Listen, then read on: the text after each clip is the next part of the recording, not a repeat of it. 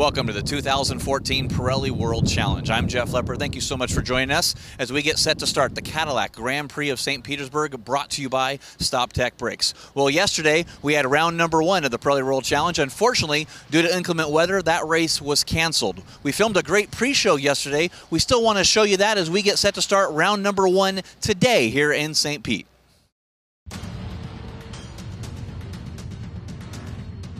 2014 sees the 25th anniversary season of the Pirelli World Challenge. It's been a long off-season, but a tremendous number of developments. And for the 5th straight year, the season will start on the concrete-lined streets of St. Petersburg. Hi everybody, and welcome to the Optima Battery Fan Zone. In fact, the perch on top of the Optima Battery Fan Zone. Just an incredible view here of St. Petersburg and the Suncoast Street Circuit, where the season is once again starting. It's time for the Cadillac Grand Prix of St. Petersburg, brought to you by StopTech. I'm Greg Creamer, welcoming back Jeff Lepper once again. And Jeff, you know, we talked about it in that little tease up front. It's been a long off season, but it hasn't been an unproductive one. Some amazing developments have occurred, but I think the first thing we really need to address is something that is virtually unheard of in racing in general. 25 consecutive years, a quarter century of one series uninterrupted. That's right, consecutive years from 1990, opened up at Sears Point in Sonoma, California, which we'll be heading to later on in this year. And I think I know a couple guys that are here that kind of were there. I mean, I think I heard your name on the voice over the PA when I was cleaning my wheels of my dad's race car. So exactly. Kind of see how it comes full circle. We're back here again. Yeah, it's absolutely fabulous, no question. And so much has developed to make this 25th season, although it's a continuation in many ways brand new. Let's talk, first of all, about some of those off-season developments. In GTS, very stable in terms of rules and the like. We've got our returning champion. We've got a number of the guns from last year, some new faces as well, and huge numbers again, as we always see in GTS. Absolutely, and you can't help but look at Jack Baldwin and his Porsche Cayman. Had the championship, you know, led pretty much all year, doubled up here last year, comes in the last corner of the last lap over Mark Wilkins and Lawson Aschenbach, lost the championship basically, and Lawson won it. On that last corner, Wilkins was a second back, so that championship we'll have to watch to see if that plays out amongst those three guys. A lot of new guys with the Aston Martin from TRG coming through, a solid four-car effort through them. We had Nick Asayan switching from the Acura TSX with real-time racing, and we'll talk to Peter Cunningham a little bit later.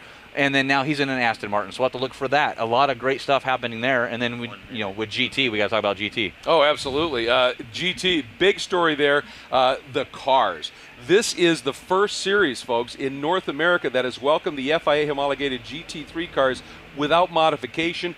The result has been a jump in the field. We had 6 GT cars at Houston. We have some 23 here. And we've got a new category, this GTA, to recognize the non-professional driver. It's blown up. Yeah, the GTA category really is the backbone of sports car racing. The gentleman drivers, the guys that don't make their living driving race cars. But you pick a car, you pick an exotic car that you like, Lamborghini, Ferrari, McLaren, name it what you want to see it is, the Audi R8. It's going to be here in Pirelli World Challenge, and just exciting stuff coming up. Looking forward to seeing how this is all going to play out. Yeah, right now, this is truly a paddock that is envied on a global level, because you've got all those great FIA cars, but you also have the Cadillacs. You've got the new program coming from Acura, cars that don't even race in Europe. Now, a bit earlier, we sent Jeff Lepper out into the paddock to give us a look at who are the drivers to watch in GT. Well, the face of GT has certainly changed with not only the FIA GT3 cars coming over, but also the new driver classification GTA. Johnny O'Connell in the Cadillac Racing Cadillac CTS VR, 2-time champion, looking for the hat trick this year, but got some stiff competition from the FIA GT3 cars. Alex Figge in that K-Pax Racing McLaren GT. A lot of bad luck last year. Can the reliability of McLaren change that for him and dethrone Johnny O'Connell for that championship? Tomas Inga, he comes in with the Ryder Engineering Lamborghini Gallardo in the FIA GT3 Spectrum. That car is a beautiful car, great driver. Can that combination carry out throughout the year? The GTA driver classification, you got to go with the kid, Andrew Palmer, Global Motorsports Group running the Audi R8. This kid is quick. He's here. He's going to be my pick for the top GTA class driver. And that's just a few of the driver and teams to watch out for in the 2014 Pirelli World Challenge. Yeah, clearly with that level of driver talent, it's going to be spectacular. But I think, Jeff, one of the fun things about this whole deal are the unknowns, because you've got the Pirelli World Challenge GT cars like the Cadillac, the Acura coming, a couple of others, the Nissan GTR from CRP, going up against the European homologated GT3 machineries, which are, there's different technologies that's employed. Who knows how the BOP is going to work? Who knows what cars are going to be strong on what tracks? I think that's going to make this an immensely fascinating season. Yeah, and I think you said the proper thing there on the tracks. You know, some tracks are going to better other types of cars. And now we're not looking at other types of cars, we're looking at other types of rule sets among cars. Trying to balance that all out is going to be hard for the competition department, but if anybody can do it, they've shown they've done it over all 5 classes of the Pirelli World Challenge. I think they're not going to have a problem doing that. I would agree. And one of the big developments and a big project coming up is Real-Time and Acura's move into GT. When we come back, Peter Cunningham will be here to discuss that project. Don't go away. This Pirelli World Challenge broadcast is being brought to you by the Cadillac V-Series, the 556 horsepower CTS V coupe, sedan, and wagon, the world's fastest family of cars. By StopTech, championship-winning brake components and systems for racing cars and high-performance vehicles on the street or track. StopTech, brake late, finish first. And by Kia Motors and the Kia Optima. It's not your average midsize sedan. This is how racing should be. The top sports car racers in North America. 50-minute, door-to-door, all-out sprint races. Standing starts and 0 scheduled pit stops. A battle of the brands with over 18 manufacturer brands racing. Watch us on the NBC Sports Network and online at world-challengetv.com. The Pirelli World Challenge. This is how racing should be. The Wright brothers started in a garage. Mattel started in a garage. Disney started in a garage. Amazon started in a garage. The Ramones started in a garage. My point? Some of the most innovative things in the world come out of American garages. Introducing the lighter, faster Cadillac CTS, 2014 Motor Trend Car of the Year. Ain't garages great? And welcome back, everybody, as we're here in our perch atop the Optima Battery Fan Zone. Autograph session earlier today was huge. Always a great spot to come here and visit at the Optima Battery Fan Zone. It's our pre-race show for the Cadillac Grand Prix of St. Petersburg that is brought to you by StopTech. As promised, going to break, we have probably the legend, the guy that's most connected with the Pirelli World Challenge, Peter Cunningham, joining us from the Real-Time team, team principal, one of the drivers and the like. And Peter, huge news generally in this series now in the GT ranks with the welcoming of the FIA homologated GT3 cars, unmodified or de-evolved as some other series have done. There's been a huge turnout of these cars. Acura has said that's where we want to play. You guys are planning a GT program this year, and we're going to see that develop and on track at Detroit. You bet, yeah. We're going to make our debut at Detroit. We've been working hard to get the cars ready. We'll start with one at Detroit and then add a second car after that. And yeah, I mean, this GT Pirelli World Challenge class is just blown up this year. To see these cars out on track, the diversity, all the really trick sporty cars, definitely a great place to race, and that's why Acura wants to do it.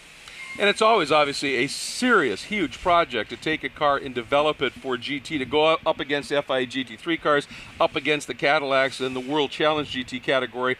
This is some pretty trick equipment, so it's not a surprise. It's a big project. It really is, and this new model, the 2015 Acura TLX, isn't even out yet. It won't be out till later this year. So we've had our work cut out to try to get our first cars to start building. But everything's going great, and we're looking forward to unloading it for that first time at Detroit. We sure can't wait to see it. Now, all the different Hondas and Acuras you've raced over the years, this is obviously going to be an all-wheel drive, turbocharged Acura. For you as a driver, some of the things you're going to have to try to overcome running the all-wheel drive cars? Well, I've done some all-wheel drive stuff in the past, a couple one-offs in World Challenge even, but rallying and ice racing. So I'm not too afraid of the four-wheel drive aspect. and I think that we'll have that part figured out. But certainly to bring a brand new car out and get out there to be able to run against these world-class cars is not an easy task, but one that we look forward to very much. Well, and it's kind of a two-pronged thing, isn't it, really? I mean, one, obviously you want to show what the car can do up against these world-class cars, but also it's a proving ground where you can test the reliability of the components. As you put more and more load and speed and the like through these cars, you find the weak links, and that's all part of it, too. This is where you develop. You bet, and you know, the model is a really important one for Acura. It's a very solid car. It's very strong.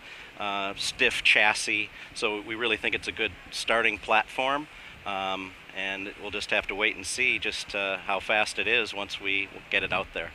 Well, we're definitely looking forward to it, Jeff. Absolutely. And goals for this year, the rest of the season? Well, we'd like to come out and be competitive right off the bat. We don't want to spend any time tootling around in the back of the pack, but we'll do our best and try to get a podium, maybe even a win. Well, we look forward to it, and we're anticipating seeing some testing in May, and then the car's debut at Detroit at that legendary race, a perfect place to come out and take on some of the world's great iron, as it were. We're looking forward to it. Speaking of the world's great iron, of course, one of our favorite features is when we get a look at the track, and it is that time. The Cadillac Key Corners is coming up, and of course at St. Petersburg, it is an amazing mix. Concrete-lined, twisty sections, wide-open airport runways. Let's go to those Cadillac Key Corners. Enjoy this. I'm Andy Pilgrim with Team Cadillac, and this is a lap of St. Petersburg. We're coming down this straightaway. It's actually a runway coming into turn 1.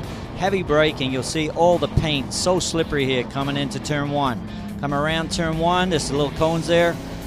Absolutely crazy through here. Very tight with traffic. Turn 2. Accelerate through here. Turn 3. Heavy bump coming into turn 3. Coming out there very fast. 4th gear corner. And down the straightaway here. A lot of bumps. Street course, as you can tell. And we're heavy braking here down to 2nd gear. 2nd gear, turn right through 4, then a quick turn, turn 5, accelerate through turn 6 here, totally blind, down to turn 7.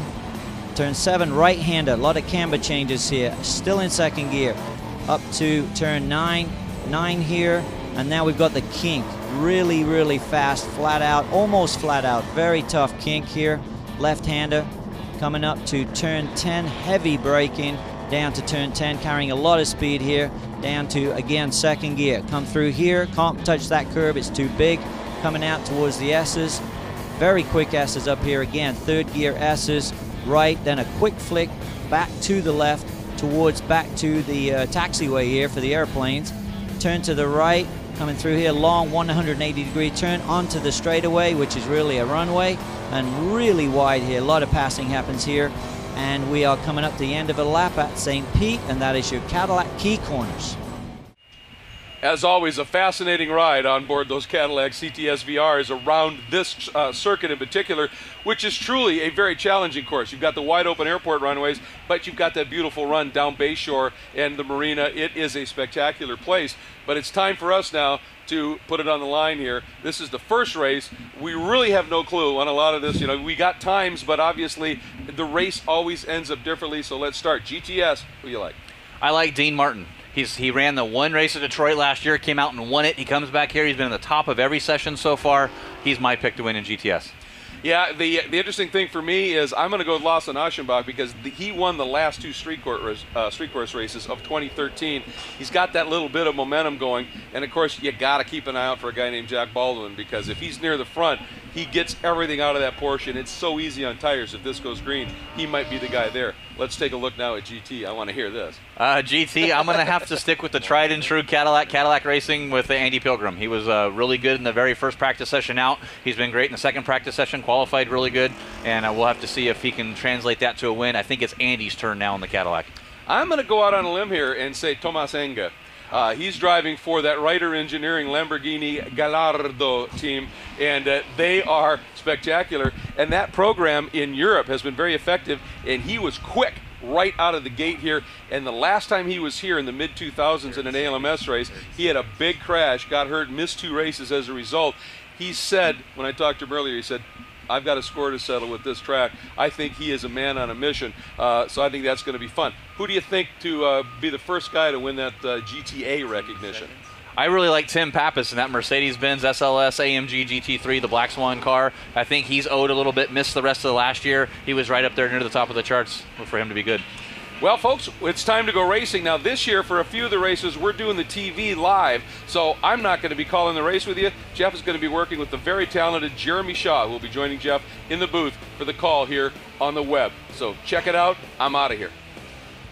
This Pirelli World Challenge broadcast is being brought to you by the Cadillac V-Series, the 556 horsepower CTS-V coupe, sedan, and wagon, the world's fastest family of cars. By StopTech, championship-winning brake components and systems for racing cars and high-performance vehicles on the street or track. StopTech, brake late, finish first. And by Kia Motors and the Kia Optima. It's not your average midsize sedan. This is how racing should be. The top sports car racers in North America. 50-minute, door-to-door, all-out sprint races. Standing starts and 0 scheduled pit stops. A battle of the brands with over 18 manufacturer brands racing. Watch us on the NBC Sports Network and online at world-challengetv.com. The Pirelli World Challenge. This is how racing should be. The Wright brothers started in a garage. Mattel started in a garage. Disney started in a garage. Amazon started in a garage. The Ramones started in a garage. My point? Some of the most innovative things in the world come out of American garages. Introducing the lighter, faster Cadillac CTS, 2014 Motor Trend Car of the Year. Ain't garages great? Revs coming up, we're green! Big move coming off the 3. 2, 3, 4 breast in some spots. Side-by-side action. He absolutely nailed it. Three-way battle. And we've got an incident. You would expect nothing less. Clips the inside apex. Very racy. This is going to get interesting. That is a brave move. What a pass. This is what World Challenge is all about. A brand new era for this championship. It's the 25th anniversary of the World Challenge, but this is the first time it's been run completely for FIA GT3 specification cars have been allowed into the championship. There's 49 cars will take the green flag this afternoon. Welcome to everybody here on the streets of St. Petersburg. Welcome also to everybody listening on the World Wide Web, worldchallengetv.com. I'm Jeremy Shaw. Down on the starting grid is Jeff Lepper, and he will take us through the opening ceremonies. Starting on the inside of row number 22, Nick Isayan from Natural Cure's Aston Martin GT4, the Racers Group, starting in 42nd. And 41st, Mark Clinton from Denver, Colorado, the premier copier, Schwamp, Aston Martin GT4, teamed up with Breathless Performance this year. Don Ishtuk out of River Oaks, Texas, in the Forge Motorsports Recaro Audi TTRS starts in 40th.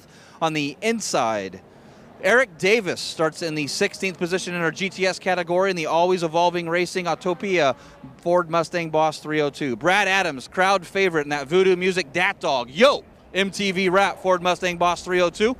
Ernie Francis Jr., the 16-year-old now, he's got a year of experience in that Breathless Performance Chevy Camaro, up from our TCB category into the big rear-wheel drive V8. Nick Janssen, the Kia Motors America DonorsChoose.org Kia Optima, starts into 13th place in our GTS category. David Sturks at the always evolving racing Ford Mustang Boss 302, racing in honor of Roger Rodas, the team principal at Always Evolving Racing. Jeff Reeves, the Best IT Shadowworks Chevy Camaro, starts in the 11th position in our GTS category. Mark Wilkins from Toronto, Ontario, Canada, in the Brakes.org Kia Motors America Kia Optima in the 10th position for GTS. Rick Boucher out of Virginia Beach, Virginia, he starts in the 9th position, the inside of row number 17 in his Nissan Motul SPS Nissan 370Z. Going to the 8th position, it is 4-year veteran now, only 18-year-old Alec Udell in the Watson Racing Ford Mustang Boss 302, also one of those Motorsports Development Group drivers. Drew Riggett stepped up the program this year in his TRG Aston Martin Racing North America Aston Martin GT4, starting in 7th. Jack Roush Jr., he joins the series for the first time with Pirelli World Challenge and that Roush Racing Ford Mustang Boss 302. Tony Buffamante, the Capaldi Racing Ford Mustang 302. Rookie season here for Tony Buffamante. Dean Martin, your winner at Detroit round last year, the only race he did. He's back for a full season starting in 4th. The Westland, Michigan Pitcher Cars East Rahegan Racing Ford Mustang 302. Andy Lee, the man is a pole machine, starting 3rd today in that Best IT Crown 7 Chevy Camaro. Lawson Aschenbach, your champion, number 1 on the side of his Black Dog Racing Speed Shop Chevy Camaro. He starts in 2nd, and your pole sitter in our GTS category, Jack Baldwin out of Marietta, Georgia. The new sponsor there, Reset MD, StopTech Motul, Porsche Cayman S. We'll go ahead and get our GT category done by Jeremy Shaw in the booth. Right as we get ready to go, we'll go ahead and start our pre-race ceremonies. Going to try to see if I can get a word here with Tomas Inga as he gets ready. It's our pole sitter in our GT category. Ryder Engineering bringing over these beautiful Lamborghini Gallardo GT3s, FL2s, and Tomas, this track owes you a little bit. You've been fast in every session, man. Tell us what it's like to be back here and on the pole. It's definitely fantastic to be back in USA. In this series, it's a great series. You know, we have plenty of cars on the grid. It's going to be awesome race. So many manufacturers involved in it, and I'm really great. We are all really grateful to the organizers that they allowed the current GT3, which we are running in Europe or in Asia, to be on the grid of this race. So I'm looking forward to bring the Lamborghini, Ryder Lamborghini Gallardo back home in a top spot of the podium. Well, congratulations and good luck today. That's Tomas Inga. This track certainly owes him, as you'll realize, last couple of years he had a huge incident here in an Aston Martin, burned his arm. He's recovered on the pole, fastest in every session. Some of the other notables in our GT category, 2-time Pirelli World Challenge GT champion and reigning champion, Johnny O'Connell in his Cadillac Racing Cadillac CTS VR. He starts in the 5th position today.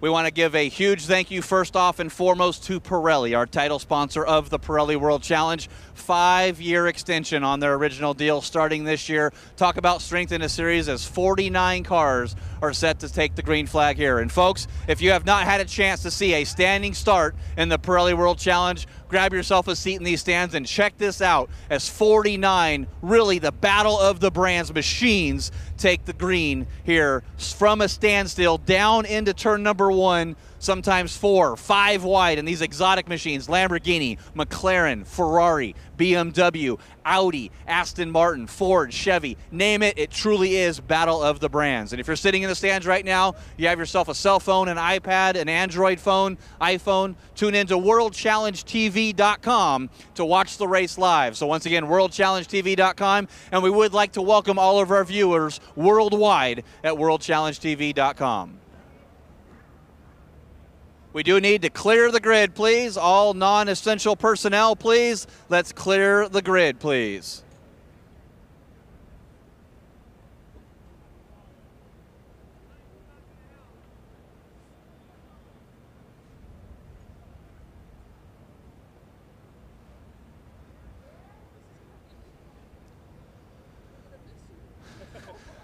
Well, folks, we did say this is the Cadillac Grand Prix of St. Petersburg, brought to you by StopTech. Brakes for round 1 of the Pirelli World Challenge 2014. And I'm here with Jim Verpalat, Global Marketing Director of Cadillac. And Jim, boy, talk about this series. Talk about the influx of these cars and Cadillac.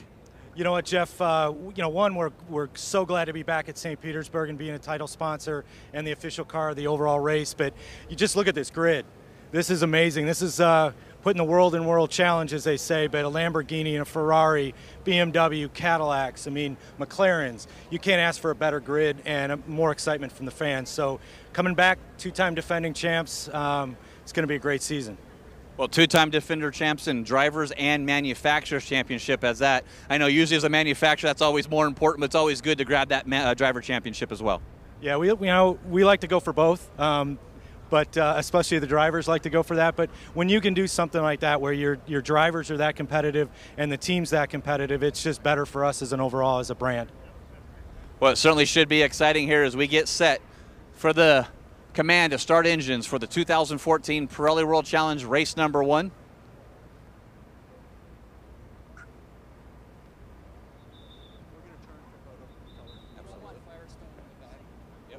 want us? Sorry? Where do you want us? Yes, yeah. You don't want to get caught. Got me in for that.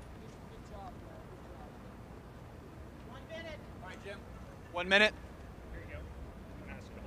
Got 1 minute here till our command 2 start engines.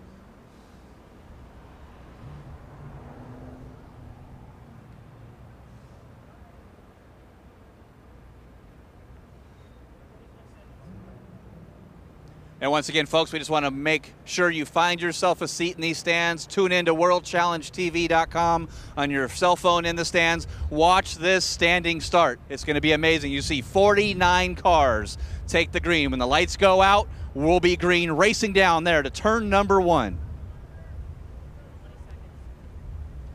Now, for the most famous words in all of motorsports, we're here with Jim Verpalat, the Global Marketing Director at Cadillac. Jim, do the honors for us, sir.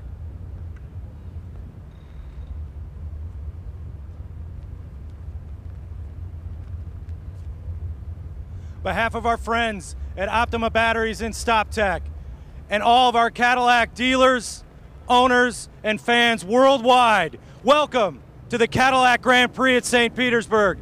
Drivers, start your engines. All right, Jeremy, back up to you. Fantastic. Thank you very much indeed, Jeff Lepper. And we are almost ready to go here. Let's first of all, the Motul race analysis for today. The weather outside is a beautiful 65 degrees. It's fairly humid, so it feels absolutely perfect for racing. A bright blue sky, good crowd on hand. This is a 14-turn temporary street course here in St. Petersburg, 1.8 miles around. Jeff Lepper went through the starting lineup for GTS. Let's quickly run up through the field in GT on this final pace lap before the start of today's race. It will be, as Jeff Lepper said, a standing start. Back on row 12 on the grid, Bill Ziegler in car number 95, the veteran in the Swisher Racing Audi R8 Ultra.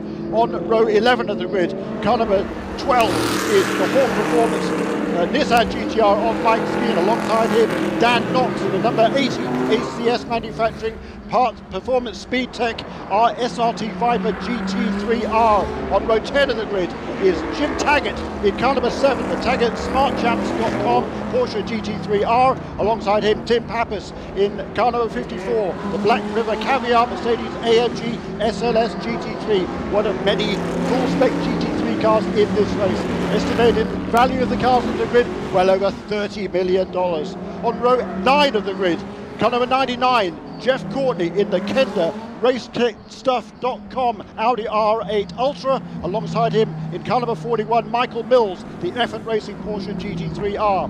On row 8 of the grid, car number 6, Robert Thorne in the first of the 2 K-Pax Racing McLaren 12C GT3s, and alongside him is Brett Curtis, car number 32, the Valspar Paint Spectra Audi R8 Ultra of JMG Racing.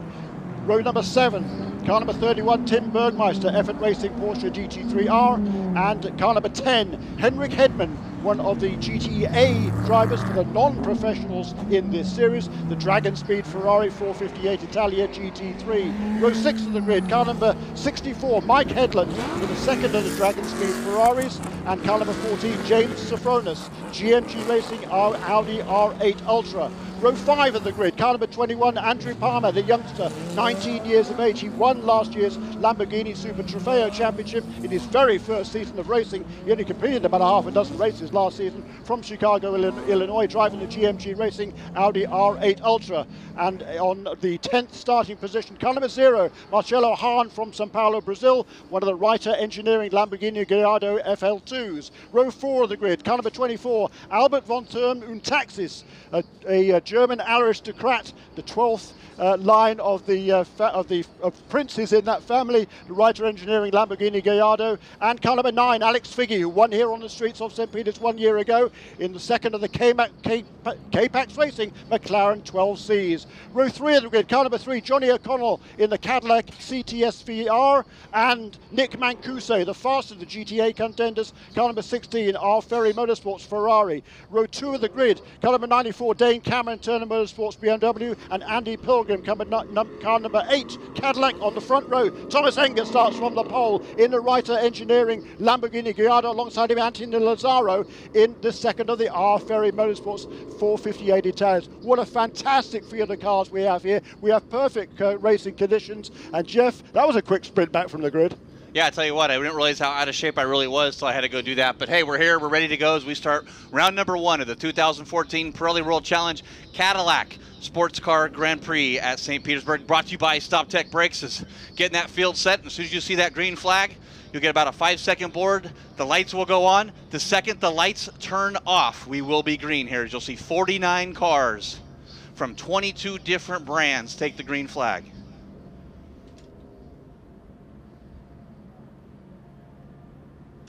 Still waiting on the green flag there in the back to get all the cars in position there. Looks like we got a good job of getting everybody set. This will be a 50-minute race, timed event here at St. Petersburg. On the pole, Thomas Inga, watch that start there. These Lamborghinis do not have traction control, they do not have launch control. Andy Pilgrim sitting there on the inside, outside of row number 2, really developed the launch control and traction control in that Cadillac. They've been in the series before. That's a World Challenge spec car, not a GT3 car. See if those Cadillacs of Johnny O'Connell on the inside of row number 3 can get the run. There's your green flag. 5 seconds. And revs go up. Oh, a little bit of the jump start there from one of the Audis. And we're green. Thomas Inga stalls it on the line. It's held up Dane Cameron on the BMW. And we got, it looks like Hendrik Hedman as well in the Ferrari there. It's pandemonium as they come down the straightaway. And look at that, Anthony Lazzaro down into the lead in turn number 1, followed by James Sopranos and Andy Pilgrim. The 2 McLarens held out there of Robert Thorne and Alex Figge. Incredible start by one of the TNT Audis, whether it's Andrew Palmer or James Sopranos, I'm not sure. Andrew Palmer started from 9th, James Sopranos from 12th. Whoever it was there is up into 2nd place. It is car number 21. It is Andrew Palmer, the youngster, the rookie in this championship. An amazing start by him from 9th on the grid into 2nd place at the first turn. Yeah, got over his team principal there, James Sopranos, the Global Motorsports Group. What a great start. We said to watch this kid. You said it before, to watch what this kid's doing. Limited car races. He's done about 5 races so far, but looks like we're going to try to do a reset here as we go through.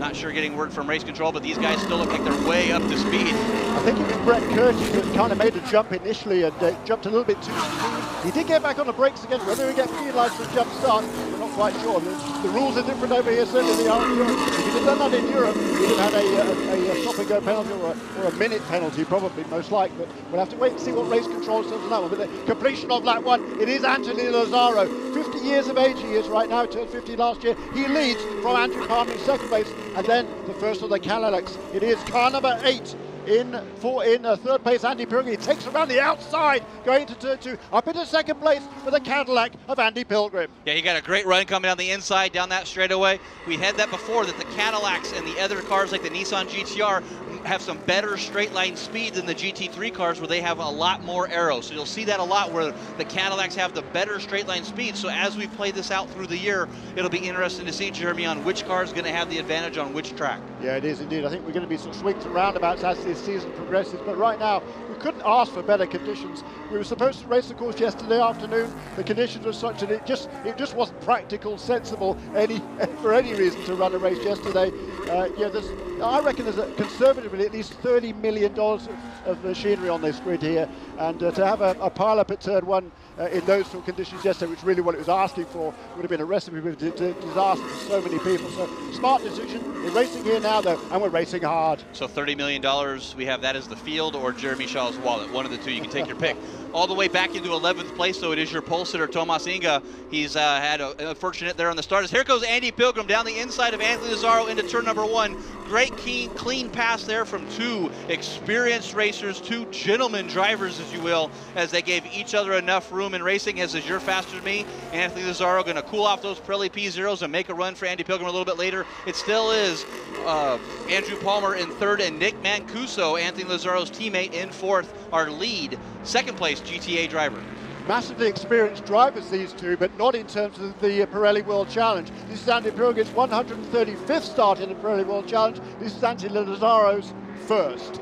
He's done everything else. He won a whole bunch of karting championships in the youth. He won an F2000 championship. You saw the US F2000 cars on track a little while ago. He's also won an Atlantic championship. He's done a lot of sports car racing as well, but this is his first time in the Pirelli World Challenge. The same goes for that gentleman, the young man in third place, Andrew Palmer, in that car number 21, the GMG Audi R8 Ultra. And we haven't mentioned GTS yet or seen them on the course yet, but right there it is Andy Lee. Started in the third position. He's up to first over Lawson Aschenbach in that number 1 Black Dog Speed Shop Chevy Camaro. Dean Martin, I told you to watch out for this guy during our pre-race. He came to Detroit for 1 round and won that round. So he's only done 1 race so far, making his second start. He's in third position in our GTS category. Jack Baldwin, the veteran, 65 years old is Jack Baldwin now, but you wouldn't know it. Not only does he run the team, he does a great job of running the team. This GT Sports organization he put together out in Georgia, and he drives absolutely superbly. Could have, would have, should have won the championship last year, led it until the final lap of the final race of the season, and he was pipped to the post there by Lawson Aschenbach. But Jack Baldwin, he's back with a championship vengeance, if you like, this season, Jack. Yeah, sitting in 5th position is Jack in that brand new sponsor, Reset MD, and see, that's what he did this year. He did the reset, rebuilt the motor, got it all tuned up a little bit, but battles on for the lead and for that battle in second just a minute ago as Dean Martin looked on the inside of Lawson going down into turn number 1. Thought the better part of Valor there and tucked back in, but now Lawson Aschenbach on the attack of Andy Lee. As looking back up at our GT leaders now, it still continues to be Andy Pilgrim leading, Anthony Lazzaro in second, Andrew Palmer in third. As Palmer now closing in on Lazzaro as Pilgrim has pulled away a little bit, but watch out for Nick Mancuso right behind him. Now, these are GTA drivers, a new category in the Pirelli World Challenge this year, which allows gentleman drivers, the guys that do not make their living racing, like myself doing an announcing, is here's Nick Mancuso on the inside of Andrew Palmer. Andrew Palmer shuts the door. I don't think Mancuso really had a good run there, but this allows drivers that don't make their living to come in, race in a professional race series, and you get a pretty cool award at the end in a BRM chronograph. I don't know, maybe I might have to enter this GTA category. Can we get a GTA category through like Touring Car B? As Nick Mancuso on the inside of Palmer. Did not make it rash there, and that's going to hurt him down on that back section, Jeremy. Yeah, it is indeed. And Nick Mancuso, his father is a Ferrari dealer. This is his first race in this car. He's had a couple of World Challenge starts in the past, but this is his first time in a Ferrari. And he is also one of the GTA contenders here, the non-professionals, as is Andrew Palmer. So 3rd and 4th place overall, the top 2 GTA cars at the moment. Andrew Pilgrim, though, is making himself scarce at the front of the field. He's done an absolutely superb job, and his teammate Johnny O'Connell is nowhere to be seen on the leaderboard. Yeah, Johnny O'Connell's actually dropped. He's last. Wow, all the way down to 23rd, only done 1 lap so far, so not sure what's going on with Johnny O'Connell. We'll try to get a report from the pit lane there and see if we can catch up with the story there.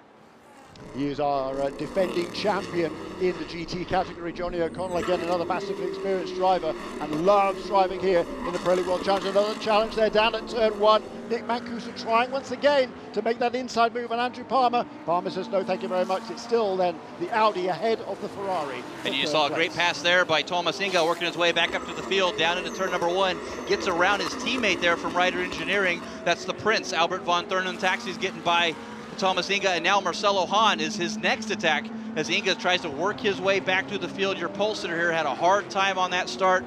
Like I said before, these cars do not have traction control. He said he hasn't had a standing start, and he doesn't know how long. Maybe some one-off go-kart race they did. There's a great shot of Dane Cameron in that Turner Motorsports BMW Z4 GT3. Returning to their roots here in the Pirelli World Challenge is Turner Motorsports.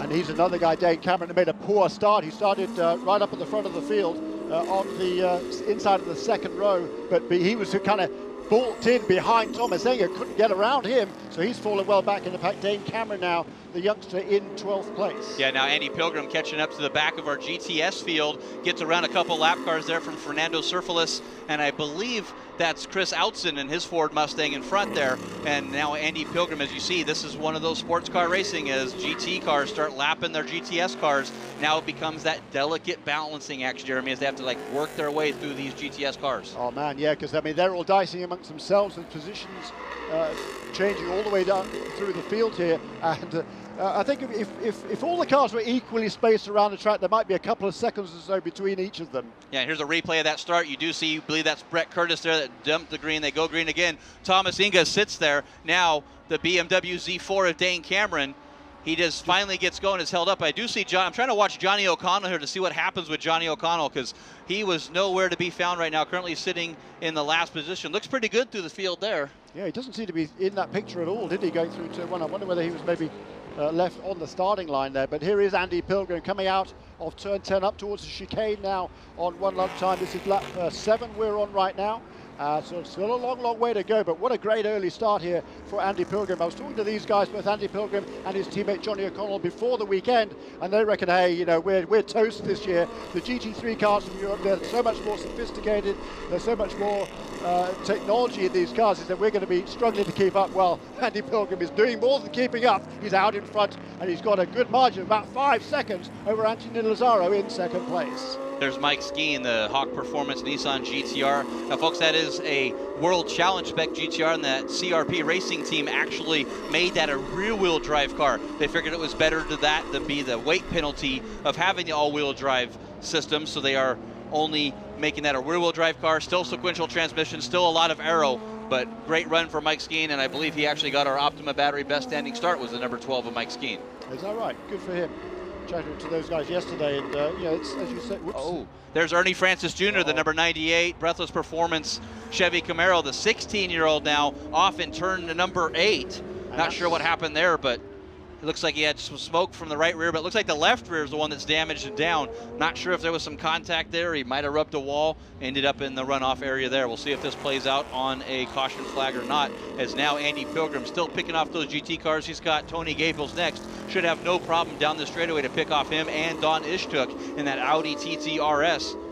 Well, he was hoping for rain yesterday, wasn't he, Don Ishtuk there? Oh, absolutely. One of the few four-wheel drive cars in the field, but unfortunately not to be. Oh, there's a replay of what happened there to Ernie Francis Jr. Just clipped the wall there on the exit of, I think that was turn 8, wasn't it? Yeah, looks like he got it a little too wide the there. left-hand side of the car. And shame for the youngster. You've just been passed by a 16-year-old. He says on the rear license plate holder there. But great shame for him. He's a very impressive young man from Dania, Florida, on the opposite coast of Florida.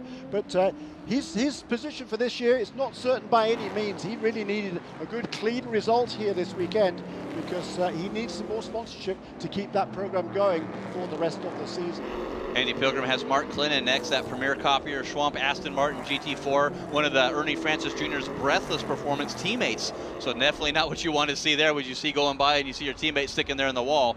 So we're trying to talk to the driver now with race control to make sure he's okay to get him out of the car. If so, we can go ahead and stay under green, because right now the number one importance is that driver's safety. Get him out of the car and make sure he's safe. Absolutely. So it was in a relatively safe location now. I think in the escape road he did a good job, did young Ernie, to get that car out of the way. But yes, we need to get him out of the car as well.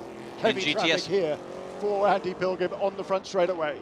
Yeah, going through that GTS category, and there it is. Andy Lee still leading in that Best IT Bob Bondurant Crown 7 Chevy Camaro, followed by Lawson Aschenbach in that Black Dog Speed Shop. And it is Dean Martin now in third place, and he's being hounded by Jack Baldwin. Jack got around Tony Buffamante in that Reset MD Porsche Cayman, and now he is putting it to Dean Martin in his Ford Mustang. And watch this Cayman go, because Jack Baldwin won both rounds here last year, set on the pole in the GTS category, dropped back to 5th at the start, and now having to work his way back up as we see Robert Thorne and his K-Pax Racing McLaren and MP4 12C rolling down pit lane. Not sure the problems he's having there in that McLaren. Wasn't quite up to speed all year long. Now, this is a kid that is an autocross national champion, 2-time. He's running parking lots. He won a United States Touring Car Championship in a Volvo C30, and he's back with K-Pax in that McLaren. Issues for him. Yeah, that's right. His only previous starts in the World Challenge were a couple of years ago at Sonoma Raceway, driving for the K-Pax team then, but in a Volvo C30, wasn't it, Jeff? And he won on his debut, but this is a completely different animal now in that very sophisticated McLaren GT3 car. Now, Tomas Inga has caught that lead pack there from Anthony Lazzaro, Andrew Palmer, Nick Mancuso, and Tomas Inga. Now, Tomas Inga wants to say, hey, once you guys just keep racing, I'm just going to pick you off one by one and move my way back up and try to run down Andy Pilgrim. The best thing that can happen for Inga right now would be if we did have a caution flag. I think that's really going to help him, but that's not going to happen. Not at this stage, so at the front of the field it is still Andy Pilgrim with a handy margin over this battle for second place, and down the inside there of car number 21 goes Nick Mancuso, finally able to make that pass. The battle for second place really tight. Antonio Lazzaro leads in one of the Ferraris. In second place was Andrew Palmer, but now he's under pressure once again from the second of the Ferrari Ferraris. Car number 16, Nick Mancuso, makes that move stick again in turn 4. Yeah, up to third now for Nick Mancuso, and boy, Andrew Palmer pulled way over to pull the block. Nick Mancuso said, I'm going to have none of that, went right to the inside. Is here. Lawson Aschenbach trying to see if he can do the same thing on Andy Lee now, as the two Camaros, 1-2 in our GTS category, down this long front stretch. You see that Mustang there, Chris Outzen, catching the back of our GTS field now is your GTS leaders. Dean Martin still in third, Jack Baldwin in fourth place in our GTS category. Now Dean able to put a little bit of gap through Jack Baldwin down that straightaway. It seems like the Cayman handles a little bit better, as you would think it would, through the S's in the back part of the track, and then that Mustang power gets all the way down. It's a lot more nimble, isn't it? Little Porsche Cayman S there. Car number 73 of Jack Baldwin trying to move down the inside into turn 4. Can Jack make it stick? He gets alongside in the braking area. He's about 3/4 away alongside, side by side. They go through turn 4, but it's car number 50, Dean Martin, who has that inside line into turn 5, and he retains the position. Boy, just bouncing off of each other, weren't they, going through there? Not how you want to race side by side, but they still gave each other just enough room, and the little bouncing off like that, that's okay to do. It's when you punt somebody or spin somebody out. We don't like to see that, but right here, the side by side, and oh no, looks like Jack Baldwin made a little jerk there. Hopefully there's no flat tires. You're going to have to start watching out for punctures if you start banging doors. Yes, indeed, and he certainly lost a little bit of momentum there, but he is sandwiched by those two Capaldi Racing Ford Mustangs, and that battle is continuing. It's a great battle, though, isn't it, in both classes? Not perhaps for the overall lead in GT. That is very much in the grasp of Andy Pilgrim. The gap now 10 seconds over Antonio Lazzaro in car number 61. But Thomas Enger, he's the guy on the move. That car number 25 started on the pole, made an appalling start, and he's now up into 5th place. Oh, we have a huge incident now here between Jim Taggart, one of our GTA competitors in GT, and Eric Davis in that Always Evolving Racing, number 75 Ford Mustang Boss 302. Now, Always Evolving Racing, if you remember last year, we had Roger Rodas, one of our competitors. That team is racing in honor of the incident with Roger Rodas, and they're still out here competing with brand new driver David Sturks. An unfortunate incident with Eric Davis and Jim Taggart now as we go full course yellow. And this is definitely going to change the outlook of this race for a lot of these competitors, as I think the biggest benefit's going to be Thomas Inga. No question about that, because he, I think, had closed up onto the tail of that battle for second place between car number 61, Antonio Lazzaro, his teammate, car number 16, Nick Mancuso, and the 21 car, the Audi of Andrew Palmer. Thomas Enger in that Lamborghini Gallardo was right with those guys, so this is going to give him an opportunity to not only challenge that battle for second, third, and fourth, but it's also going to bring him now within striking distance of Andy Pilgrim. And here's a replay there going down. Taggart going the inside of Jeff Courtney there. Oh, man, just an innocent bystander as Jim Taggart right on to the inside of Eric Davis. You don't like to see that. Just completely missed the braking zone. And it actually looked maybe a little, Jeremy, he might have had a braking issue there in that Porsche. Eric Davis was the innocent victim there, of course. He was way in front of Jim Taggart. Jim Taggart, he was so tight on that inside line. I mean, he was right up against the wall on the inside of the corner. It's a big right straightaway leading down to turn 4. He was completely on the wrong line to take that turn. He probably braked where he normally does, but he's got a much more acute angle to make that turn. He wasn't even close to making a corner. And poor old Eric Davis there, he effectively, the Ford Mustang, that was the brake for the Porsche GT3 R coming into that turn. So both of those two guys out of the race, and a great shame, particularly for Eric Davis. In my book, very definitely Jim Taggart's fault, I have to say. Yep, we do see that Cadillac safety vehicle, Dick Lubatino and Bob Thompson there. They have complete medical history of all of our drivers. We appreciate Cadillac, our official pace car of the Pirelli World Challenge, as well as our safety vehicle. They follow the race at the start, and there they are on scene. They know the history of each driver, and it's always great to have that. They travel all season long. Yeah, a wonderful job they do too, and we are very much indebted to them. And of course, all the corner marshals here, many of them from the SCCA and other organizations as well, but without them we wouldn't be able to run this sport. So hats off to all of the corner workers, all of the volunteers here also for the Grand Prix of St. Petersburg. The big beneficiary of this incident, though, is going to be Dane Cameron. He started in the third position. We talked about it earlier on in car number 94, the Turner Motorsport BMW M3. He was way back in the pack. He too has worked himself up now into the 7th place. So he is in a position now to be able to make his move toward the front. Well, hopefully we can see that happen as we get the field caught back up behind our Cadillac CTS-V pace car. We're going to go ahead and catch our breaths here, combine everything back up, bunch everything back up, and we'll be right back after this. This Pirelli World Challenge broadcast is being brought to you by the Cadillac V-Series, the 556 horsepower CTS-V coupe, sedan, and wagon, the world's fastest family of cars. By StopTech, championship-winning brake components and systems for racing cars and high-performance vehicles on the street or track. StopTech, brake late, finish first. And by Kia Motors and the Kia Optima. It's not your average midsize sedan. This is how racing should be. The top sports car racers in North America. 50-minute, door-to-door, all-out sprint races. Standing starts and 0 scheduled pit stops. A battle of the brands with over 18 manufacturer brands racing. Watch us on the NBC Sports Network and online at world-challengetv.com. The Pirelli World Challenge. This is how racing should be. The Wright brothers started in a garage. Mattel started in a garage. Disney started in a garage. Amazon started in a garage. The Ramones started in a garage. My point? Some of the most innovative things in the world come out of American garages. Introducing the lighter, faster Cadillac CTS, 2014 Motor Trend Car of the Year. Ain't garages great?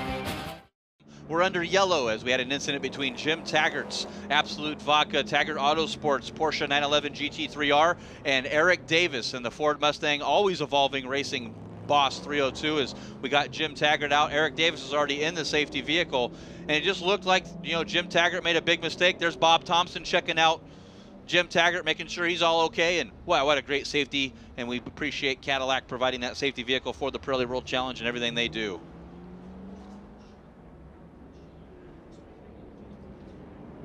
We'll get our field rolling back here as Andy Pilgrim continues to lead in the GT category in that number 8 Cadillac Racing Cadillac CTS VR. Anthony Lazzaro, the number 61 R Ferry Motorsports Ferrari F458 Italia. Nick Mancuso, his teammate in the number 16 Ferrari 458 Italia in 3rd, and Andrew Palmer, the number 21 Global Motorsports Group Audi R8 Ultra, that's the Ultra LMS version, I believe. The GT3 variant of that is called the Ultra. Thomas Inga, he's pole sitter for the start of the GT category. Had that incident there on the start. He is in the number 25 Ryder Engineering. Lamborghini Gallardo in 5th, and Prince Albert von Thurnen Taxis, his teammate, is in 6th. Dane Cameron, the Turner Motorsports BMW Z4. And I'll tell you what, to have that Turner Motorsports blue and yellow back in the Pirelli World Challenge field is such a great thing to see. It seems like all is right in the world when Turner Motorsports is back with us. Got their start here in the Pirelli World Challenge. Bill Oberlin, Will Turner, great to see them back. Alex Figge is in 8th in that K-Pax Racing McLaren MP412C. Tim Bergmeister, we haven't heard much from him here this weekend, but a great 2-car effort from Tig Bergmeister and Michael Mills from that Effort Racing in the Porsche 911 GT3R variant of that beautiful 911 car we just saw with Jim Taggart's. Mike Hedlund rounds out your top 10 in our GT category. Now, Mike's interesting here. One of the guys that would qualify for the GTA category, but he says, no, I'm taking my professional racing career very seriously. I want to be a pro driver. This is what I want to do. I'm going to run in the GT category, and he's paying it off in 10th place. Yeah, great job by him. He's driving one of the 2 Dragon Speed Ferraris, and as you say, inside the top 10 in a stellar field. James Sofronis there in 11th. And Mike Skeen in 12th. 8 different manufacturers represented amongst the top 12 cars in this race. I think that's quite remarkable. And yeah, the Cadillac of Andy Pilgrim is showing a clean pair of heels to everybody in that first segment of the race. But now when we go back to grid, we'll have to see whether it's any different. Meantime, in GTS, it is still Andy Lee in car number 20, the Chevrolet, who leads the best IT car. And Lawson Aschenbach in 2nd place, the Black Dog Speed Dog Chevrolet Camaro. So Camaro's 1-2 in GTS. Car number 50, Dean Martin, still holds on to that 3rd place in the Ford Mustang Boss 302S.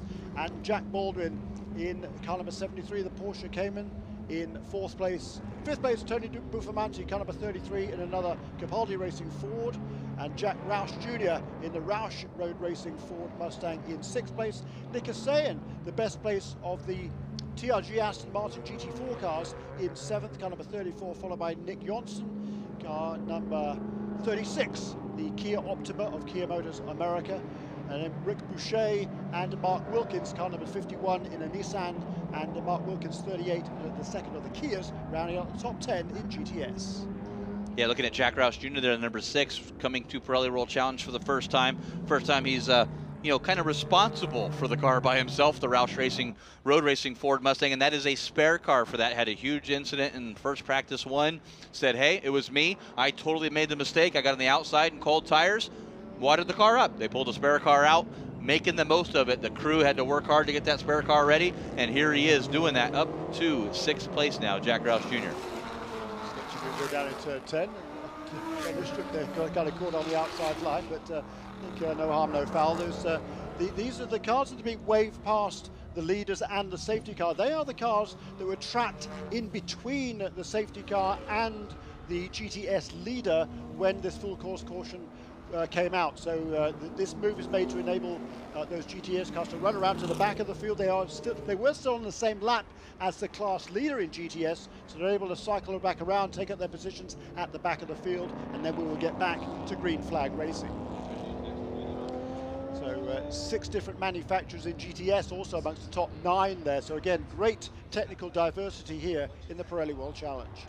Got a lot of great partners in the Pirelli World Challenge, and one of those partners is GoPro. And now here is your chance to win a free GoPro Hero 3 camera. All you have to do is text PWC GoPro to 313131. Once again, just text PWC GoPro, all in one word, to 313131 for your chance to win a GoPro Hero camera. And stick around for a little bit, as we will also be giving away a Pirelli prize pack. Pirelli, the title sponsor of the Pirelli World Challenge, as we took a replay here of the incident between Jim Taggart and Eric Davis. And it's going to be a long ride back to the paddock and medical center for Jim Taggart and Eric Davis sitting side by side. What do you think, Jeremy? Yeah, it is, and certainly a great shame for those. There's a lot of damage to the front left corner of that Mustang, and some damage also to the right rear. That was where the initial contact was, but the car was then punted into the wall on the left front, and quite a lot of damage there. So yeah, big shame for those guys, and not the way they wanted to finish their afternoon.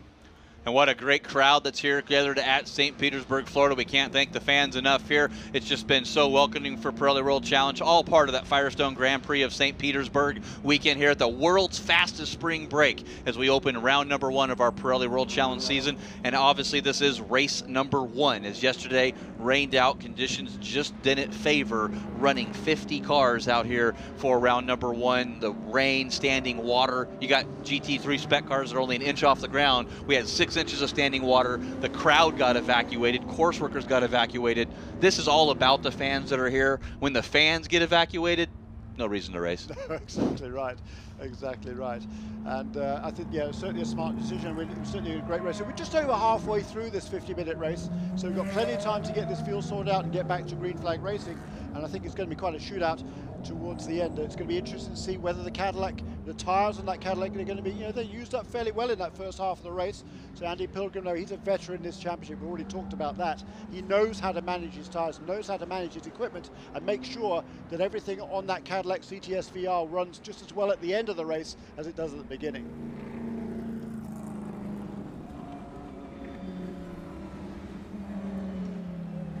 I'm going to see how this plays out. Now, we've had some great laps on these Pirelli P0 tires. We all know that the Pirelli P0 tire has no problem with keeping up all season long. But now that everybody's sort of gotten the groove a little bit, you've had that time to calm back down, get out of race mode.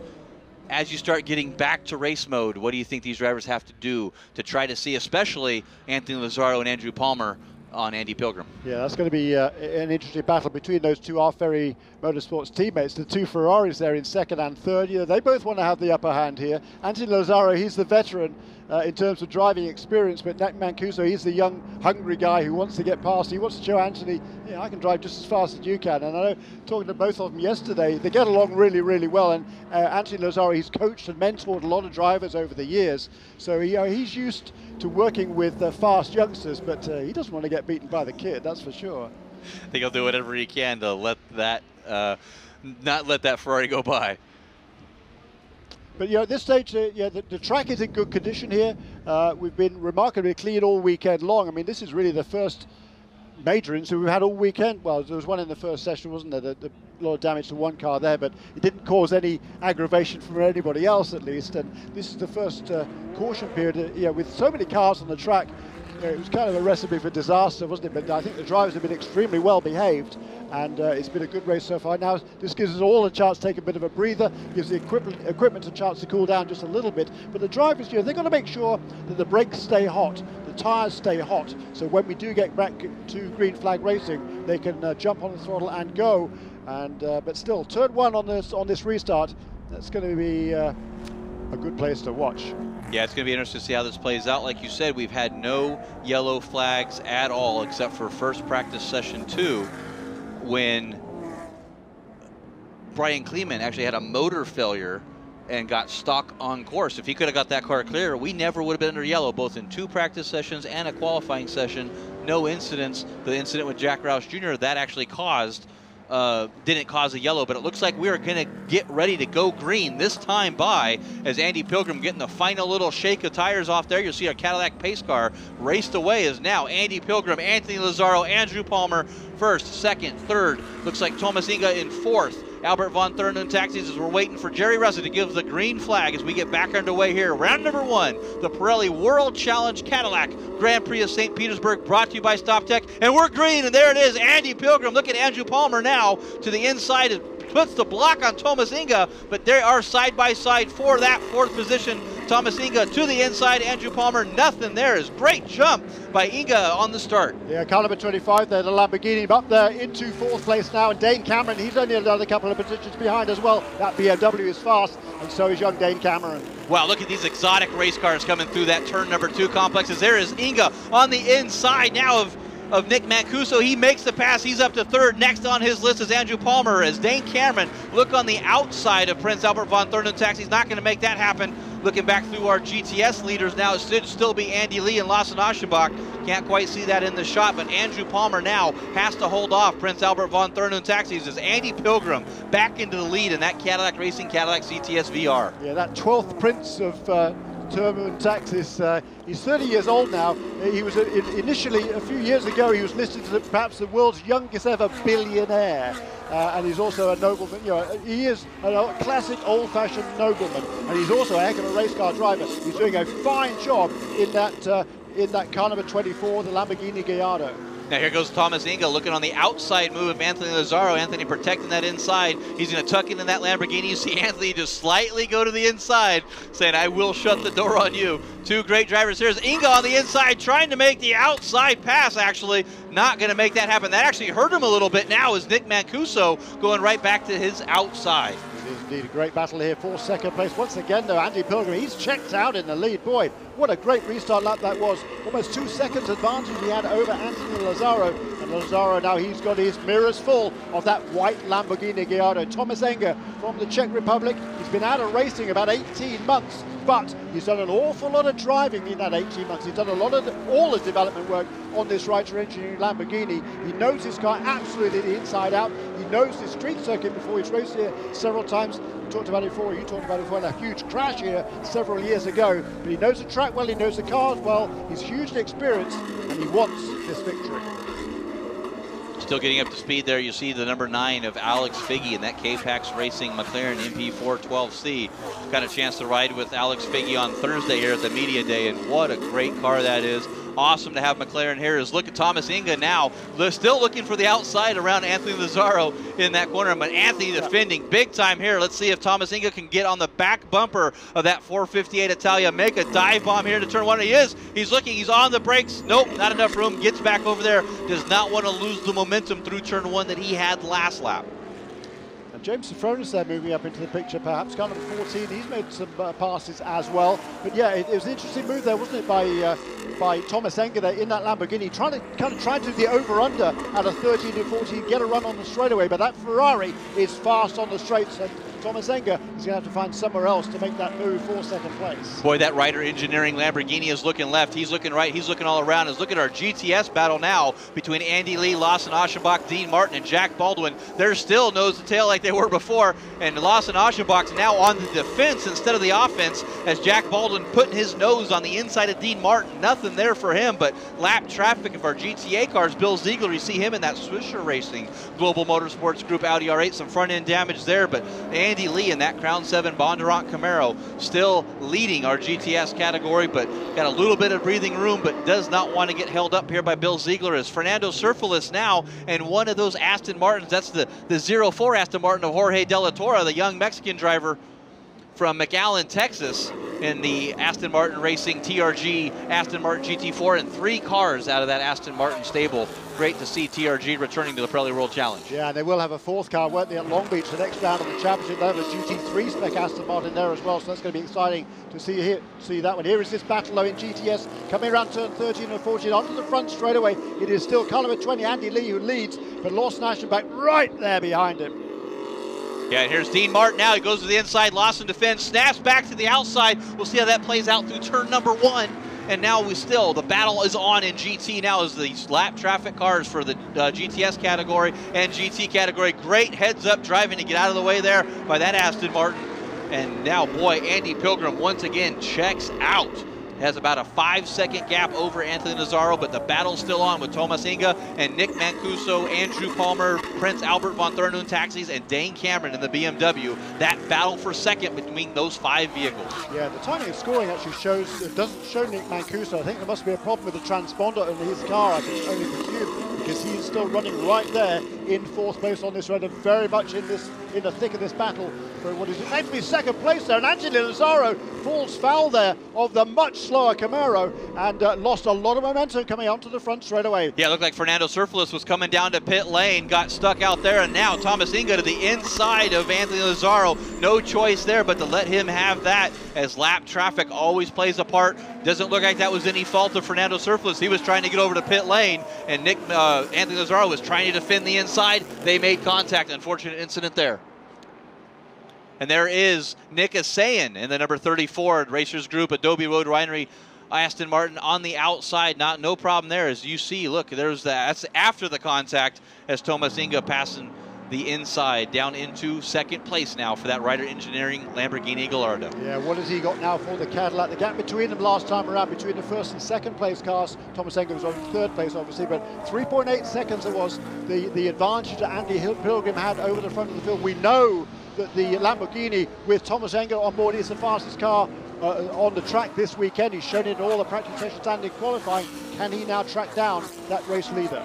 Yeah, Dane Cameron going on the inside of Prince Albert von Thurnoon Taxis there, and the taxi said, I'm going to have none of that. Got the pass back. A lot of momentum loss for Dane Cameron at Turner Motorsports, but boy, this is a battle between a professional and a GTA gentleman driver here, and they are going side by side. Great run for both those drivers.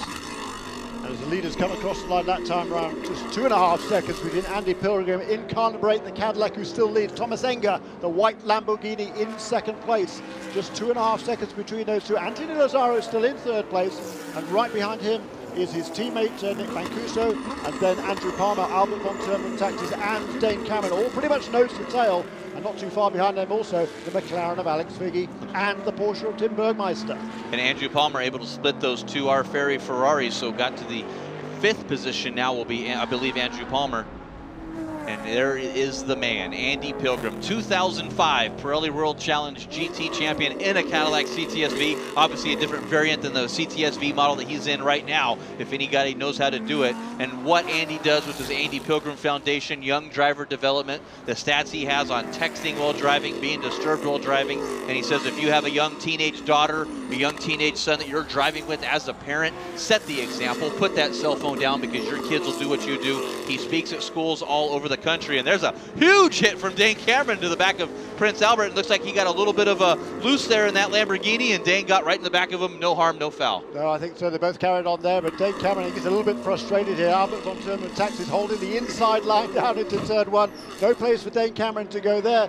And that Lamborghini, boy, it's good on the brakes as well, isn't it? I mean, it is a fast car in every aspect, and it's been driven quite beautifully there in the, sixth place at the moment, just holding off Dane Cameron. A little less than 9 minutes to go, and Thomas Inga now has closed that gap down to 1.9 seconds. You can see it on your screen now. Andy Pilgrim looks like a sitting duck in that Lamborghini Gallardo. Ryder engineering car, beautiful car, first debut in the United States for that GT3 variant of that FL2 Gallardo. And now Andy Pilgrim will be in defense mode here in a couple more laps. If you do the times, he should be right on the back as they're into the braking zone. Look how great that Gallardo brakes. And now lap traffic in front of Andy Pilgrim. How is this going to play out? The battle for the overall GT lead is about to come to fruition here as they come around the final turn onto this front straightaway. I know Mark Clinton and Don Ishtuk are not going to be a part of this, as Andy might time this right and put those 2 lap cars as, oh, this is going to be great, Jeremy. Yeah, no, Thomas Inga got a great run through turn 13 and 14. The Cadillac, though, it is fast on the straightaways. It is very fleet down the straightaways. And Andy Pilgrim is able to use that V8 power to stay ahead of Thomas Inga this time around. But clearly, the Lamborghini is faster. The gap now has come down from 3.8 to 2.5 to 1 point now in 9 seconds. And now it's just a couple of car lengths, if that, between the Cadillac and the Lamborghini for the battle for the lead of this motor race. And Thomas Inga looking to the inside there. Andy Pilgrim said, no, not yet. And I don't think Thomas said that too. I'm not quite there yet, but I'm going to start hounding him a little bit. You can hound Andy Pilgrim all you want. He is not going to flinch one bit, the gentleman driver there. But Thomas Inga right behind him. The battle is on for the lead. Looks like that's Dean Martin now. He was 3rd place in your GTS category. He is nice and slow there. Look at Andy Pilgrim. Oh no, there's a incident with Tim Pappas in that Black Swan Racing Mercedes-Benz SLS GT3. Looks like he got loose there, as you do see the wounded Ford Mustang boss of Dean Martin. Yeah, 2 completely different areas of the track there. Dean Martin's car, I think, was the exit of turn 9.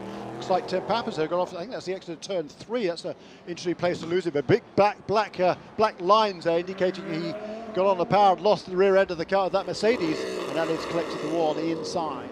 And damage, big time damage there to Andy Lee. You saw him getting hung up once again with Fernando Surfless from Breathless Performance, and allowed Lawson Aschenbach to get around him. However, that was a yellow flag through that section there. It doesn't matter if you're getting hung up by your car or not. I'm not sure you're allowed to make a pass. I think these SCCA Pro Racing officials are going to have to look at that. But right now it's Lawson Aschenbach, Andy Lee, Jack Baldwin, Tony Buffamante, 1st, 2nd, 3rd, and 4th in our GTS category. You talked about Andy Pilgrim, what he does to help young drivers and mentor people the right way to drive on the road. Jack Baldwin, he's another guy who does a lot of similar assistance for youngsters as well. He's just part now of a program run by the Road Racing Drivers Club, www.safeisfast.com. It's a great website, a great resource for anybody who wants to get into this sport, whether as a driver, as an engineer, or anything else. Safeisfast.com, and Jack Baldwin is a current Ask a Pro on that website. Just an ambassador for all of motorsports, and great to have him here in the Pirelli World Challenges. Andy Pilgrim. We got Andy Lee and Andy Pilgrim, but Andy Pilgrim, that Cadillac Racing, Cadillac CTS VR, Thomas Inga. Thomas can get the run here behind that Cadillac. And remember, the Cadillac's got some better straight line speed down the straightaway. The arrow of that Lamborghini Gallardo a little bit better in the corners. You see that little bit of a gap. If it's going to happen, it's going to have to happen under braking or in the mid corner. Great job by Rick Boucher there, getting out of the way in his 370Z. Heads up driving by that number 51 Nissan. This is a great battle for the lead. You can see the advantage there on that straightaway for the Cadillac, and a good positioning of on the road as well. But now down to the inside of turn 4, looks Thomas Inga, not quite close enough. Yeah, he's going to have to try to do it there. I think that's what Thomas Inga is trying to do right now. He's trying to look to see where might I have a chance. Less than 5 minutes remaining in this race, possibly 2 or 3 laps. We got raving yellows in this part of the course for that wounded car of Dean Martin. They cannot make it happen there, as we see damage to Brad Adams in that Vudat. Dat Dog car, but Thomas Inga now does not want to get held up by that Kia Optima. Can he do it down to the inside? Not going to make a move here as Andy Pilgrim still holding off for the lead in GT. Good stuff here, Jeremy. Yeah, this is what veteran drivers do. I mean, they make sure the doors are closed. Thomas Enga, he's got to figure out a way past. His car is faster on an overall lap here, but Andy Pilgrim's car is faster where it needs to be. That's on the straightaways. And so if Andy Pilgrim can make sure he gets good runs off the corners, yeah, Thomas Enga is going to have a really hard time finding a way past. Now we go to a shorter track like Barber Motorsports Park 2 rounds from now. That may not happen, but watch the battle down here to turn number 1. Closer this time in turn 1. He's live to the inside. Wow, he left his braking there to the absolute last minute, and he left Andy Pilgrim there with no option but to concede that position. It was a great move by both of them there, because Thomas Enga knew that was his best opportunity. He was much closer going down the straightaway that time than on the previous laps than Andy Pilgrim, and he said, hey, it's now or never, I'm going. And he just dived to the inside, dived for the apex. He knew he wasn't getting the optimum line through the corner, but what he did do importantly was block out Andy Pilgrim, and he took away the lead on this motorway. So car number 25, Thomas Enga, now leads in the Reiter Engineering Lamborghini. Andy Pilgrim back to second. It still is Anthony Lazzaro, the number 61, R Ferry Motorsports Ferrari 458 in second. And folks, probably only a couple more laps left, but lap traffic can still play a part here. Andy Pilgrim, the power down the straightaway of his Cadillac CTS VRs. Look, he got hung up right there. Andy Pilgrim's going to try to get a run and see if he can take advantage of that. Needs all the room he can, but Jack Roush Jr. is going to hold up Andy Pilgrim a little bit through the S's. No choice there. That's a single car lane. He has to put his car there. He's still got to make the corner. Yes, you want to be nice to the GT drivers, but you got your race going too. That's exactly right. Andy Pilgrim, he wanted to get cleanly there so he could get a good run on the straightaway and perhaps take advantage of his Cadillac's straight line speed, but certainly not close enough this time around. And I fancy now this is certainly Thomas Enga's race to lose with what, just a couple of minutes to go. Just under 3 minutes to go in this race, so probably another 2 laps, maybe 3 laps to go. So there is time, but certainly the fastest car of this race is in the lead right now, and there's a great job that Thomas Enga has done to get there after that appalling getaway. Yeah, what a great run back through the field for him. I think lap traffic helped him out a lot, and the battle for GTS is not over now as Lawson Aschenbach and his Black Dog Speed Shop Team Chevy Camaro, Andy Lee right behind him, and his best IT, Bob Bondurant Crown 7 Camaro, and then we got the Baldwin. Jack Baldwin, that reset MD. Here's a replay now of that pass for Lee. Ducks right out. Looks like Andy got caught out a little bit there. Tried to turn in, saw the car was there. No choice but to get out of the way. That could have cost both of them their entire race. If Andy would have fought him on that, 2 cut down tires, their race would have been over. Yes, absolutely right. Heads up driving for both of those two there. Great move there by Thomas Enga. Really opportunistic maneuver. He saw his chance, he took it. And there's Nick Mancuso. This is Albert von Thurnen Taxis and Nick Mancuso now fighting for that battle in that GTA, looking for leaders as Andrew Palmer continues to lead in the GTA category. Now, it's not a separate class, it's just a classification within the GT class. So they will have their separate podium and points championship for our GTA drivers. You're right there, but Andrew Palmer, he's worked his way, I think, past both of the R Ferry Motorsports Ferraris now, because it was Nick Mancuso who's leading the GTA category, but now it is Andrew Palmer in that car number 21, the Audi R8 Ultra of GMG Racing. Up to third place there is now still battling here is looks like Albert von Thurnen Taxis in his Lamborghini. Got the 2 Ferraris there of Anthony Lazzaro and then Johnny O'Connell now. Johnny O'Connell had some problems. He was on pit lane. He's classified way back. He wants to try to get a better position, but he definitely doesn't want to fight with these guys and cause them any issues. Johnny O'Connell knows what his position is. He's not going to put himself or them in a position that causes them any trouble because he is not battling for position. As Dane Cameron, we just saw a slight glimpse of that Turner Motorsports BMW Z4 pulled off to the right there. Not sure of his issues. He's back to 15th. Yeah, that's a shame. He was up into the top 7 there, but Albert von Thurnen Taxis was able to hold off Dane Cameron. Clearly then a problem for that Turner Motorsports BMW. And Turner Motorsports has been a huge history in the Pirelli World Challenge. Been out of it for a long time. And talking to Will Turner, he's just so much enjoying being back in the fray this weekend. And white flag for Thomas Inga on that Reiter Engineering. He's got Hollinger speed shift on the hood of that Lamborghini Gallardo, the GT3 version of the FL2 category car there. And great to see these Lamborghinis coming to the Pirelli World Challenge. They've been on top of the time charts all weekend long. And you can't have a better shoe than Thomas Inga behind the wheel of one of these Lamborghini Gallardos. Andy Pilgrim in second, his Cadillac Racing Cadillac CTVS VR, and Andrew Palmer, the GTA driver, sitting on the final podium position in GT. Yeah, just working their way through now the GTS leaders, aren't they? The overall race leaders are just working their way through the leading cars in GTS, and look like the gaps had opened up just a little bit there, and that Lawson Aschenbach had a pretty handy advantage over Andy Lee, and Jack Baldwin there still in third place in GTS. The battle's not over yet as Andy Pilgrim now only 1 car length behind Thomas Inge. This is going to play out here right to the end as you see this back section where it's all about aero and handling. The extra aero that Lamborghini carries over this Cadillac, not going to happen as Thomas Inge coming off the final corner down the straightaway, looking for the checkered flag to win round number 1 of the 2014 Pirelli World Championship, and what a race as it is. Thomas Inge, Ryder Engineering, Lamborghini Gallardo, Andy Pilgrim in second, Andrew Palmer in the Global Motorsports Group, Audi R8 in third position, your top GTA finisher. Looking back to our GTS, Lawson Aschenbach in his Black Dog Speed Shop, Chevy Camaro first, Andy Lee in second, and his Crown 7 Best IT Bob Bondurant Camaro, Jack Baldwin in third, and that Reset MD Porsche came in. Well, Jeremy, what a race. I'm going to head down to Victory Circle. Sir, you'll close out our broadcast. Thank you to all of our listeners at worldchallengetv.com. Yeah, that was a tremendous race. Thanks very much, Jeff, and it's going to be an interesting victory lane, I think, because there's all sorts of fun stories going to be told down there. Thomas Inge, I want to hear how he managed to mess up that start so badly, but boy, what a comeback he made.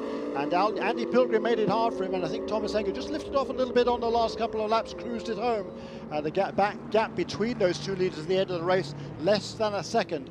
But it is car number 25 of Thomas Inge who leads overall. Let's go run down the top 10 cars in GT. It is car number 25, Thomas Inge, who wins the race in the Lamborghini Gallardo for Ryder Engineering, followed by car number 8, Andy Pilgrim, in second place. Third is Andrew Palmer, car number 21 for the GMG Audi R8 Ultra. In fourth place, Anthony Lazzaro, car number 61 for the R Ferry Motorsports Ferrari. Fifth place, car number 24, Albert von Thurm Untaxis. He is the second place of the GTA cars, the first being Andrew Palmer in third place overall. In sixth is James Sofronis, a good comeback by him in the GMG Audi. The second GMG Audi is car number 14. Seventh place, Alex Figge, car number 9, the McLaren. Eighth place, Mike Hedlund, car number 64 in the Dragon Speed Ferrari. Car number 31 in ninth place, Tim Bergmeister in the Effort Racing Porsche. And rounding out the top 10, Mike Skeen, car number 12, the Nissan GT-R for Hawk Performance. In GTS, it was a great battle all the way through the race, raging on there. Finally, though, it is the defending series champion, Lawson Aschenbach, car number 1, the Black Dog Speed Shop Chevrolet Camaro, comes out on top. A great way to start his new season of competition.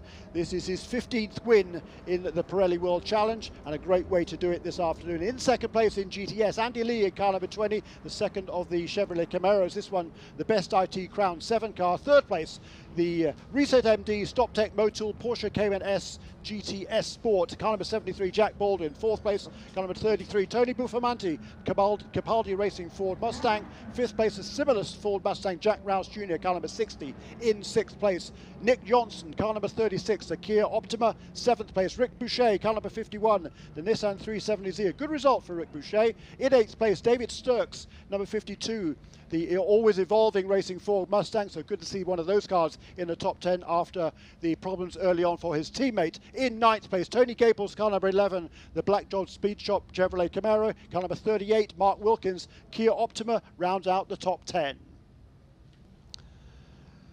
Some of the special awards that will be given out today. Optima Battery Best Standing Start, that goes to Mike Skeen, car number 12, made up 9 positions at the start of the race. Thomas Inge certainly wouldn't win that award. He went from first to just about last. The Cadillac move of the race, Thomas Inge for that great move for the lead over Andy Pilgrim down in turn 1. And the invisible glass clean pass of the race, Lawson Aschenbach over Andy Lee in the closing stages to win the GTS category. Thanks for joining us here. It's been a great race. I think a fantastic way to begin the Pirelli World Challenge. Lots more to come here at St. Petersburg. We will see you again for the next round of the Pirelli World Challenge. Join us again on worldchallengetv.com at Long Beach, the streets of Long Beach, in 2 weeks' time. This Pirelli World Challenge broadcast is being brought to you by the Cadillac V-Series, the 556 horsepower CTS-V coupe, sedan, and wagon, the world's fastest family of cars. By StopTech, championship-winning brake components and systems for racing cars and high-performance vehicles on the street or track. StopTech, brake late, finish first. And by Kia Motors and the Kia Optima, it's not your average midsize sedan. This is how racing should be. The top sports car racers in North America. 50-minute, door-to-door, all-out sprint races. Standing starts and 0 scheduled pit stops. A battle of the brands with over 18 manufacturer brands racing. Watch us on the NBC Sports Network and online at world-challengetv.com. The Pirelli World Challenge. This is how racing should be. The Wright brothers started in a garage. Mattel started in a garage. Disney started in a garage. Amazon started in a garage. The Ramones started in a garage. My point? Some of the most innovative things in the world come out of American garages. Introducing the lighter, faster Cadillac CTS, 2014 Motor Trend Car of the Year. Ain't garages great?